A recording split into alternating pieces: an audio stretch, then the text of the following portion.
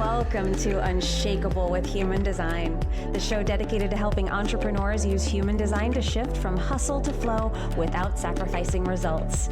Come here to become an unshakable human and build an unshakable business according to your human design. I'm your host, Nicole Laino. Hello and welcome to Unshakable with Human Design, everybody. I'm your host, Nicole Laino, and we're here with a forecast today. This is the Rave New Year. Happy New Year, everybody. So human design actually has a different new year than our regular new year. So obviously we know there's Chinese New Year, there's like the Lunar New Year. Well, human design, it's when the human design wheel starts, our start codon, so to speak. When gate 41, the sun comes into gate 41, that is when we have our Rave New Year. And we can get a forecast for the year. We can get kind of an idea of what the weather will be like for the year. What are the themes going to be like for this year? What's the imprint, basically, cosmically, that the collective has for the year? And we can get that from this moment, this snapshot, just like a baby being born. We take that snapshot and we look at the Rave New Year's chart and we can kind of get a sense of what's to come. Now, I always preface these episodes with what I really want you to take from this. If you listen to our transit episodes every month where we go through the sun signs and we talk about the astrology with Christina Luna, if you listen to those episodes, you know, Christina and I are always talking about this is not like wildly predictive stuff to make you feel like, well, this is going to happen. I should be scared. What do I do about this? They are lessons that we're all going to be here to learn. And I want to say that this is collective. This is going to be what we're all experiencing. If you want something that is more personal, then that would be more like a cycle analysis, your solar return analysis, which we can do kind of the same process, but for your year based on your birthday. It's a cycle analysis, which is a really interesting, eye-opening thing to see what lessons do you personally have for the year. Now, that's not what we're doing here. We're doing the collective. What are we all going to be feeling? What's the cosmic weather that we can all dress appropriately for so that we are able to weather whatever storms, enjoy what's here. We don't want to be wearing sweaters in 100-degree heat, and we don't want to be caught without an umbrella when the rain comes, right? It's the same thing. The cosmic weather helps us understand how we can be better prepared for these things. In a gentle way, like you're dressing for the weather. You will not die if you go outside with a sweater on and it's 100 degrees. You'll be uncomfortable, but you're not going to die, right? So let's take it with that type of mindset. We'll jump into this. Okay. Before I do, if you're interested in the Cosmic Niche Intensive, you still have time to get in for that and join us live if you're hearing this on the day that this airs live. And if not, you can grab the recorded version of this program, which is really amazing, where we're teaching you how to blend your human design with your expertise so that you can start to speak to and call in your soulmate clients, or your cosmic niche, as I refer to them. This is blending your human design nodes, learning all about what the nodes are and how they relate to your expertise and how you can work them into your message to start really connecting with the people that you are meant to serve and to live your life and your purpose through. Okay? If you're interested in that, DM me niche on Instagram. I'm at Nicole Laino Official, or go to NicoleLaino.com/niche and you can join us there. Okay, without further ado, let's talk about the year. So the year, like I said, it always starts when the sun goes into gate 41 in the first line. That is our moment. That is the birthing of a new year from a human design perspective. And the 41st gate, there's certain things that never change. The 41st gate always has a pairing partner of the 31st gate. And the 41st gate this is a gate of new beginnings. This is all about new beginnings. It sits in the root center. It is the pressure, the fuel to have an emotional experience and start something new.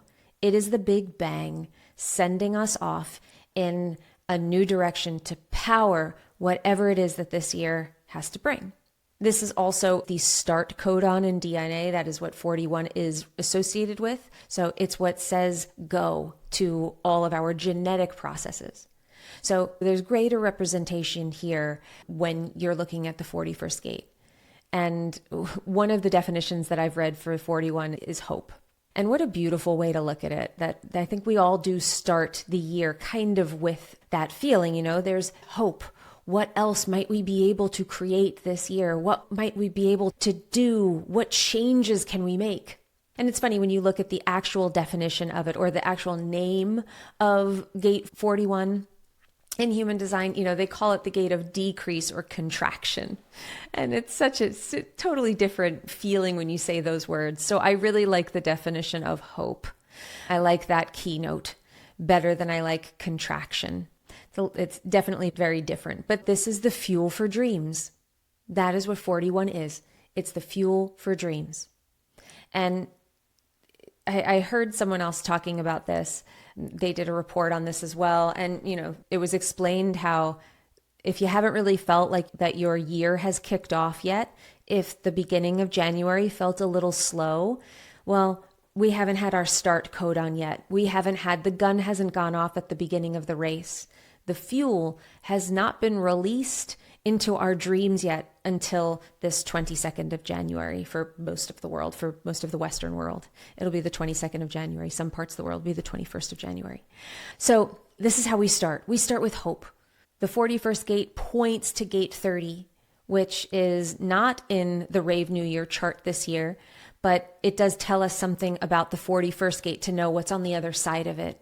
And really that channel, this is all about fueling dreams, fueling the fantasies that we have with actual gas, with actual fuel, making it go. That's what the root center does. It fuels things. It either fuels things with stress or it fuels things with energy. And that's what we're looking at the start of the year with the 41st gate. Now then we have, it's always programming partners never change. Then we have the programming partner of the 31st gate, which is a gate of influence. The 31st gate it's a figurehead. It's a very powerful, influential gate. It sits in the throat center and comes up from gate 7 in the G center to be the voice of the logical process. The voice of, I see a better way for all of us. It's leadership in the 31st gate. And we come into it this year in detriment, which just means that it might be a little bit more fixed to the shadow. We might see the shadow theme come up a little bit more than maybe we see the light. And I don't look at that as necessarily like that can sound doomsday. And I want to be really clear about this. That's not how I look at these things. These are lessons that are here for us all to learn. That's how all of this is. 41 is here to fuel the hope for all of us. It is here to set the stage for what could be. And then 31 is going to say, well, okay, how do we want to lead? It might be pulling us down into maybe making some hollow promises. Or we might see that out in the world. We might see leadership that we believed in, maybe lose some of its followers, maybe lose some of its gas, maybe lose some of its support. Because one of the lessons of the 31st gate is that power is not absolute. It is given. It is given by the people. And it can be given and it can be taken away. I do think that this is interesting that this date usually falls around, it always does fall around, when we inaugurate the US president here. That's just interesting that the leadership gate is in detriment.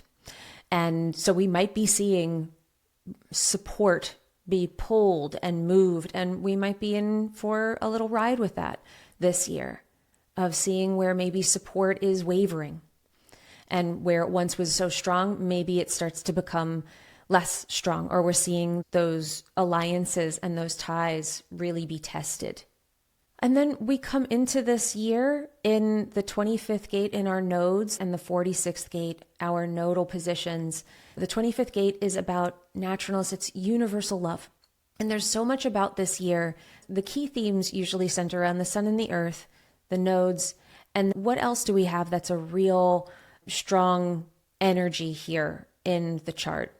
And this year, we have the nodes, but that are in the love gates in the 25 and 46 are love gates in the G center, universal love and the love of the body, the love of the human experience, the love of being dedicated to something and just really being in it for the experience.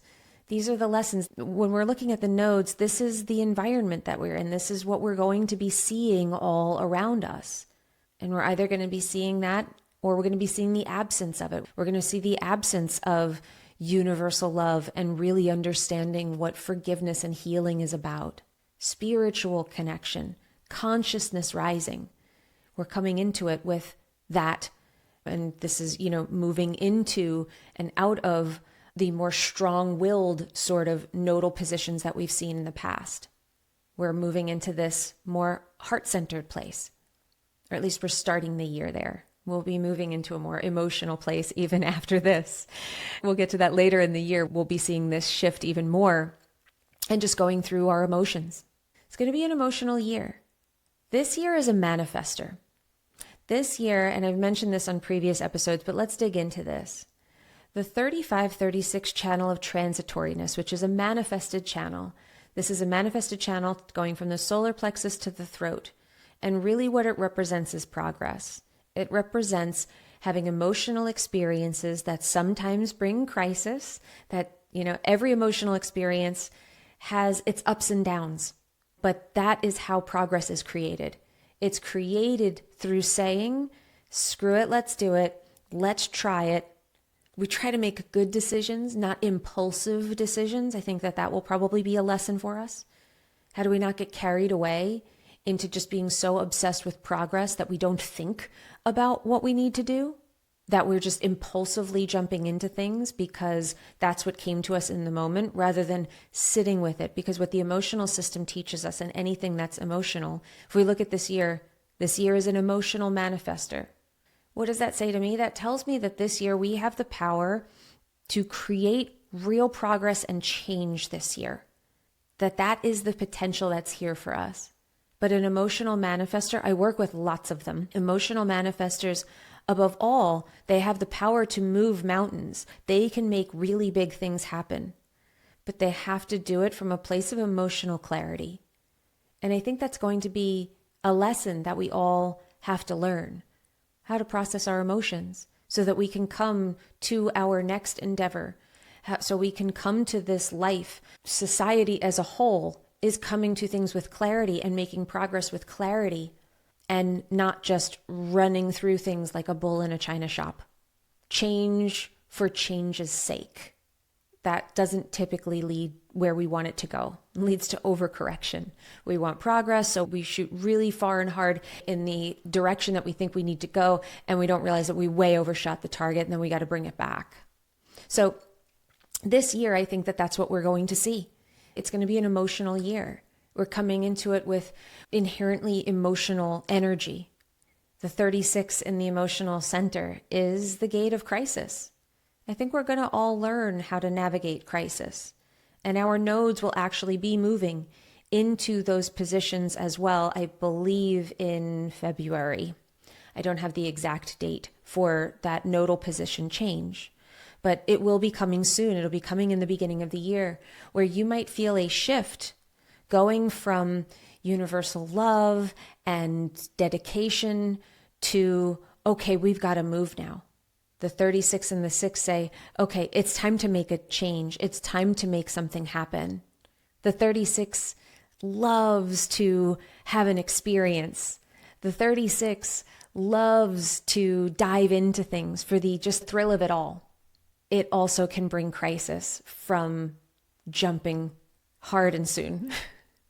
So I think we're going to be seeing a lot of that. I think we might be seeing some things. And so you might be asking, well, what do we do about that? Crisis is coming. What do we do? Well, first of all, you really learn to regulate your nervous system. This is going to be so important for everybody this year. You have to learn how to ride the waves of your emotions. You have to learn to process your emotions. I think that is the overarching theme of this year, is that we better get really comfortable with our emotions. We have to stop flinging them on each other and making them something that other people have to deal with. We have to stop hiding from them. We have to stop going after each other. That we do have to open our hearts more and face our emotional situations and not be so reactive in a crisis. I think that is what 35-36 teaches us. If you're reactive in a crisis, then the progress doesn't come, or it takes longer to come. We have to come to it knowing that we can weather the storm. 36 and 6 are my nodes. So they are my perspective. And I've talked about this on the show before, but perhaps you haven't heard it. I know many of you have not.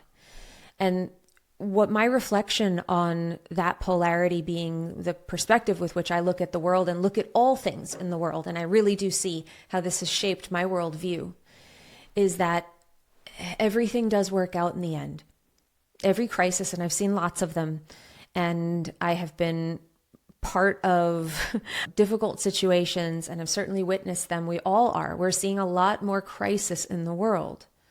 But I think we're also seeing right now, we're going through the LA fires.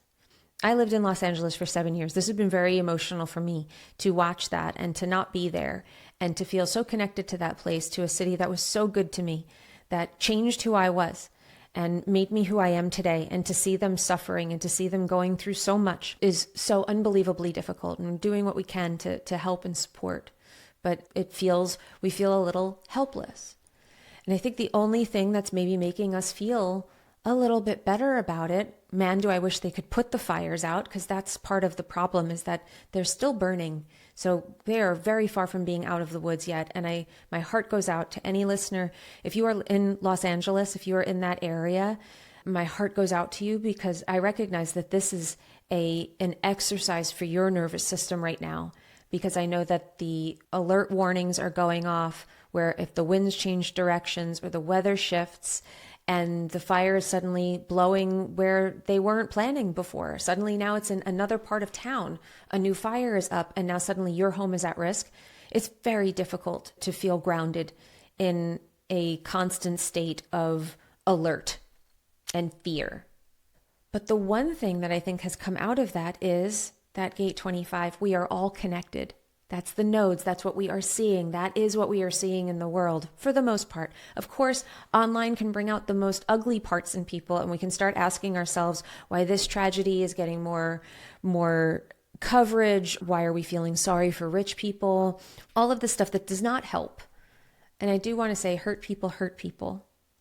And so if you've been triggered by people asking for help, or for celebrities crying about their homes being burned to the ground and losing everything in them and all of the memories and losing their community, if you've been triggered by that and feel like that they don't have a right to do that, then I send you love, because I do think that it's just a reflection of maybe where you feel like life has not been fair to you, and you're not understanding why somebody else maybe feels comfortable asking for help.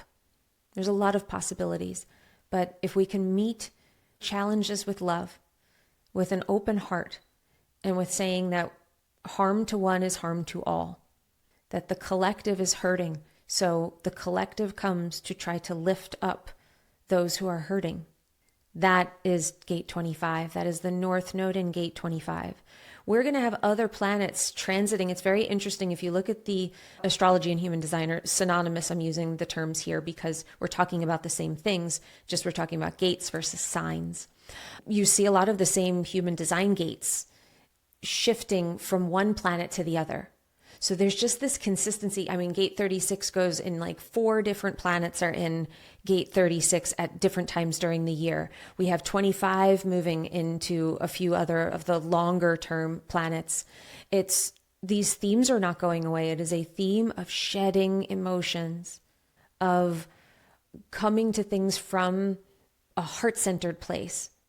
That the 2027 mutation that we're all talking about with the cross of the sleeping phoenix and the mutation in the solar plex center, where basically the solar plexus is becoming an awareness center, has the potential to be an awareness center. That's the change that we're seeing for humanity, if you've been following any of that in the human design circles. But what that means from just a practical standpoint is that our emotions, if you think about it this year, and if you think about what's happening, the emotional system being on display, and us, all these planets going through these emotional places. When planets go through emotional places, then what we're doing, or goes through any place, the way that we use this is to learn the lessons, and we're learning different lessons based on what planet is illuminating that particular sign or that particular gate. Well, when 25 is in the North Node, it's telling us like that's the environment, that's the people, that's the reflection we're going to see in the world.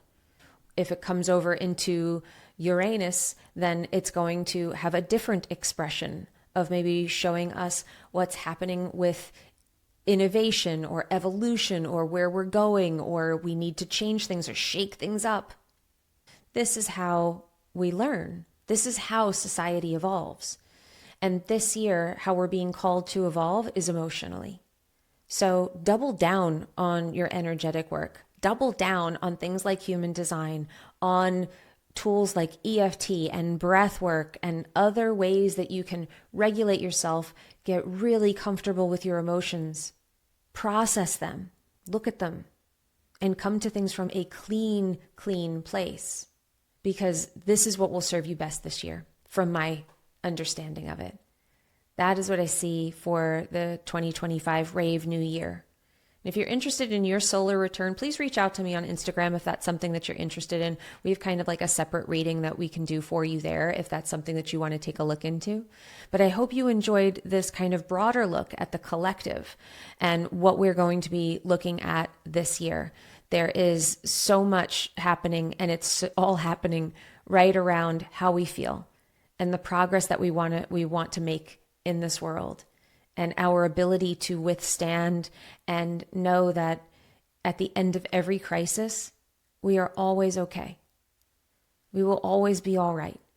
And we can make that even more certain the more we take care of each other, and the more that we support each other, and the more we come to these difficult situations with open hearts.